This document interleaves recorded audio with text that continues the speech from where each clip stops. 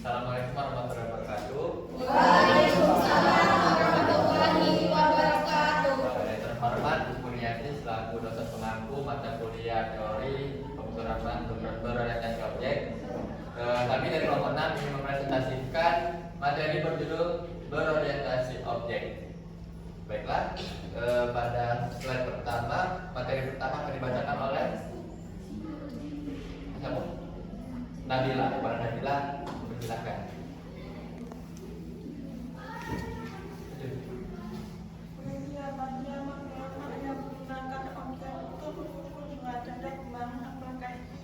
Yang objek ini memiliki identitas berarti berdasarkan perilakunya. Berorientasi akan membangun untuk menerima yang berjalan nyata atau dalam operasi dalam operasi melakukan sarana yang dipahami dan dikelola. Ya, baiklah, berikutnya. Ya. Karena memiliki pelatihan mudah sebagai kumpulan offline yang berbagai kumpulan offline yang berbagai untuk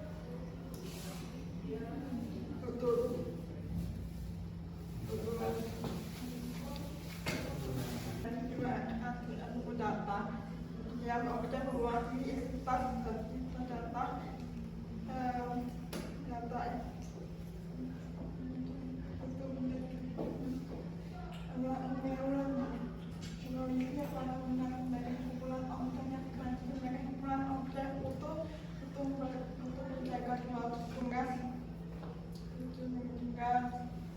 yang objek mewakili para data juga dalam perilakunya operasi atau objek yang melakukan memakai metode untuk menciptakan aliran kebijaksanaan dan struktur mengumpulkan data perilaku yang dikaji dalam satu unit objek, yaitu mereka itu enkapsulasi yang data perilakunya mengumpulkan data perilakunya kita menekan bawah data yang dapat diakses dan dimanipulasi oleh yang sehingga menjaga keamanan keintiman data menangkap luas dokumen dan riwayat penggunaan kembali kuliah.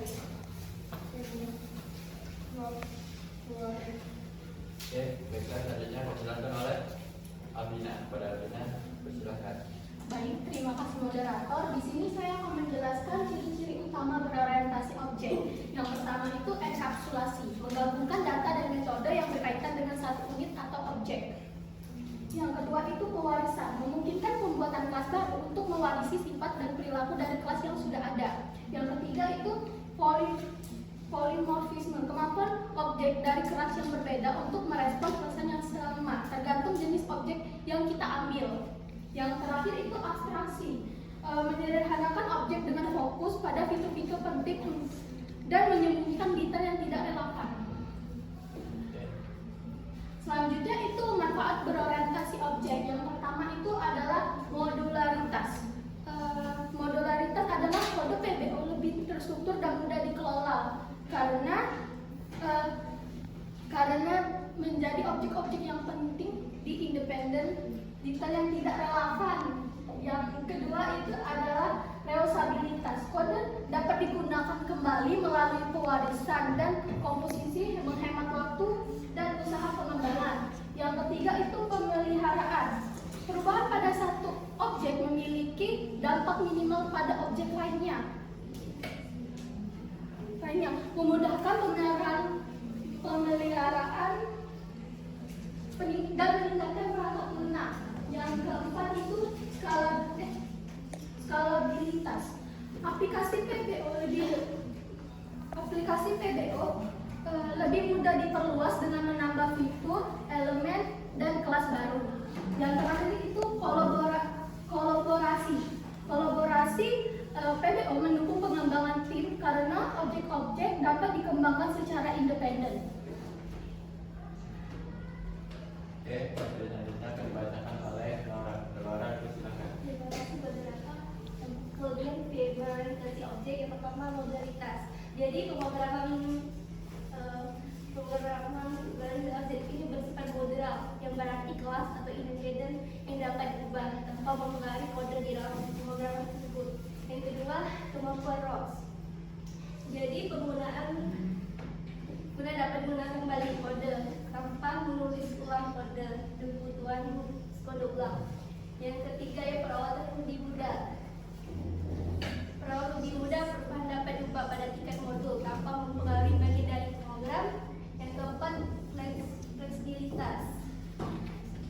Kemudahan melakukan perubahan tanpa mengurangi filter kode yang ada. Oke, baiklah. Satunya. Kekurangan orientasi objek. Yang pertama, sulit dipahami karena PBO bersifat abrasi yang berlebihan, sering juga menyembunyikan data implementasi berupa kelas atau objek yang dapat membuat kode sulit dipahami. Yang kedua, over engineering. Ini di mana sistem yang kompleks dibangun untuk memenuhi kebutuhan di masa depan dan menghasilkan kompleksitas tidak. Yang ketiga, keterkaitan yang kuat. Jadi pemrograman berorientasi objek dapat menyebabkan keterkaitan antar objek karena sulit untuk mengubah suatu objek tanpa mempengaruhi objek lain. Yang keempat, efisiensi memori, di mana sistem PBU bersifat overhead objek, yaitu memerlukan memori tambahan untuk menyimpan mata dasar seperti informasi objek dan referensi. Oke, baiklah. Di sini saya menyiapkan sebuah sampel program. Jadi di sini terdapat sebuah program. Di program ini ada dua kelas, yaitu kelas hewan dan kelas manusia. Nah, pada kelas manusia saya membuat variabel nama dan umur. Untuk nama itu menggunakan tipe data string dan untuk umur itu menggunakan tipe data integer. Dan juga di sini saya membuat setter dan getter, di mana setter itu untuk memasukkan nilai ke variabel dan getter itu untuk mengambil nilai untuk dikeluarkan ke pada kelas nanti. Nah, di sini saya pada kelas hewan. Di sini kelas hewan mewariskan sifat-sifat dari kelas manusia, di mana terdapat tulisan ekstensinya yang berarti kelas hewan mewarisi dari kelas manusia. Nah, di kelas hewan saya hanya membuat satu variabel, yaitu variabel suara dengan tipe data string, dan membuat konstruktor. Oke, lanjut ke kelas main. Nah, pada kelas main ini saya membuat array.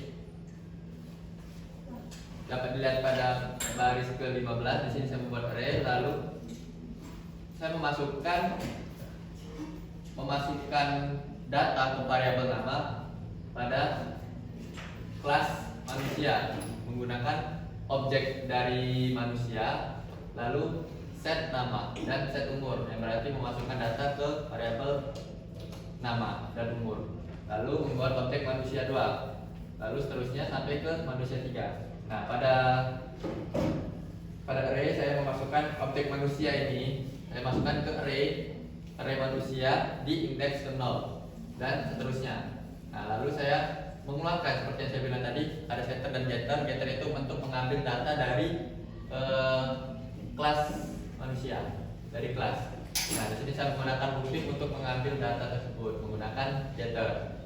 Nah, lanjut ke hewan. Nah, pada hewan ini saya juga menggunakan kelas baru, objek hewan. Nah, di sini objek hewan dot mengaum, berarti kita memasukkan data ini, mengaum ini ke variabel mengaum pada kelas hewan. Nah, seperti kita tahu tadi, pada kelas hewan itu tidak ada string nama dan umur. Tapi pada saat di kelas main kita dapat mengakses nama dan umur karena kita mewarisi dari kelas manusia. Nah, di sini saya memasukkan umur ke objek hewan dan memasukkan nama dari hewan tersebut menggunakan set nama yang ada di kelas manusia. Tetapi ini akan masuk ke objek hewan. Data tersebut akan masuk ke objek hewan ini. Nah, pada